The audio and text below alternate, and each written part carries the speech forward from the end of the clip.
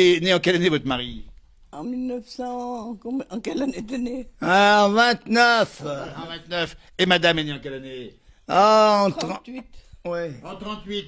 Alors il faut expliquer que Elle a 9 ans de moins que moi. Eh ben voilà, eh ben voilà. Alors, un mot quand même, nous sommes pour l'enregistrement à Coponnet, c'est en Haute-Savoie, un petit village super sympa.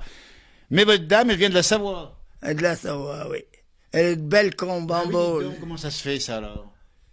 Ben, c'est-à-dire, il Il y était... avait mon oncle qui était fruitier. Voilà. Ah, Et puis, on savait pas quoi faire, ce jour-là. ah bah sûrement aussi. Avec Albert Descarreaux, on venait de Seyssel.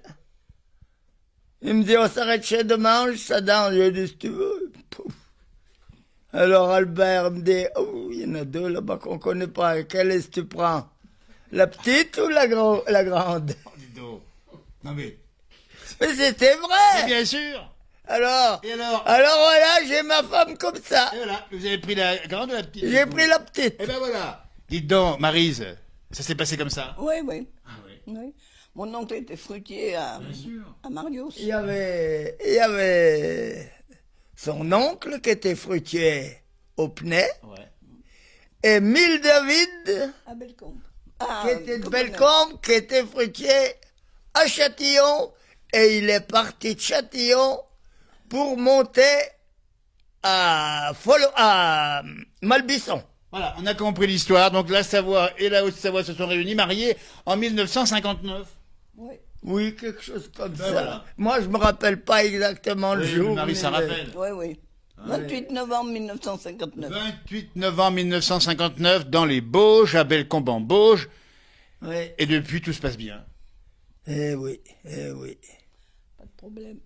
Pas de problème. Parlez-moi d'Aimé, dites donc, comment il est Aimé? Son caractère, son tempérament. Oh, ça va?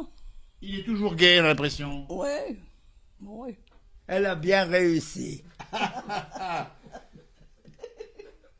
Oh!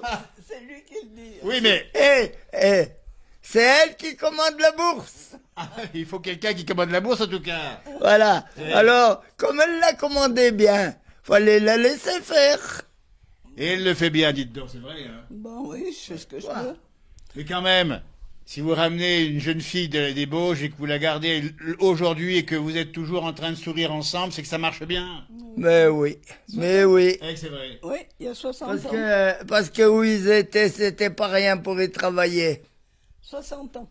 Eh, dis donc. Non. Félicitations. Alors, là-bas, parlez-moi, parce que Marie va en parler. Les Bauges, qu'on connaît bien cette émission, c'est pas toujours facile, là-bas, le travail. Oh, Ah oui. Enfin, c'est la montagne. C'est la montagne. pire que la montagne. C'est-à-dire. Ben, c'est-à-dire, c'est des plats tout droits. Ah oui, des plats tout droits, donc en pente comme ça. Tout droit. Mais dis donc. Non, mais c'est pas mal. Il y a une chose qui fait bien, Ouais. c'est les pommes de terre. Ah, des pommes de terre, il en vient. Alors là, Marie, parlez-nous des tartiflettes que vous faisiez là-bas, parce que c'était des pommes de terre et il y avait beaucoup de plats à partir de la pomme de terre. Oui. Ben oui. On mangeait quoi alors? Ouais, des gratins, des fritures, des trucs comme ça.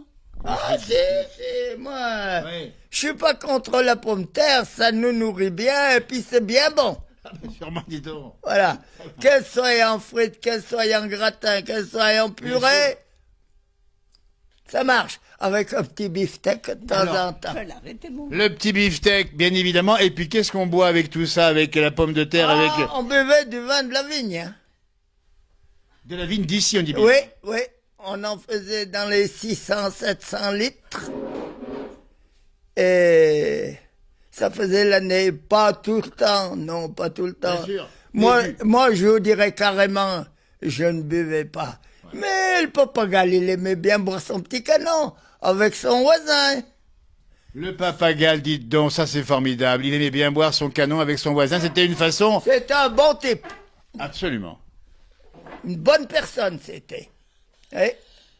Parce que quand on a acheté le tracteur, il m'a dit, tu sais, je voyais que tu voulais partir, et je voulais pas que tu partes.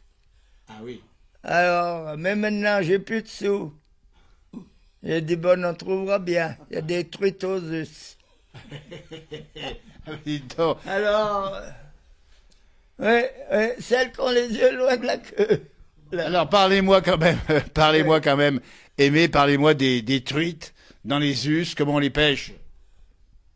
À la ligne. Bon. Ceux qui veulent les pêcher à la ligne, les pêcher à Bien la sûr. ligne. Mais je les ai pêchés un peu n'importe comment. C'est-à-dire, comment on fait, comment on a fait? Je les ai pêchés. Ouais. Il y avait Monsieur Gervase, le garde. Il disait, t'es un braconnier. J'ai dit non, j'équilibre la rivière, j'enlève les grosses. Exactement. Mais comment on les prenait un peu à la main, non?